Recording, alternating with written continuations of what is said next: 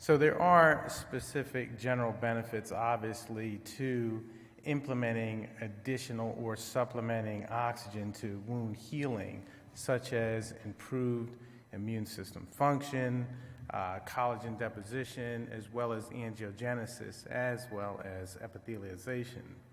So currently there are two main mechanisms for delivering oxygen to injured tissue. First being the systemic mechanism, which we all are very familiar with, which is referred to as hyperbaric oxygen. And the second one is the topical delivery of oxygen to these particular wounds.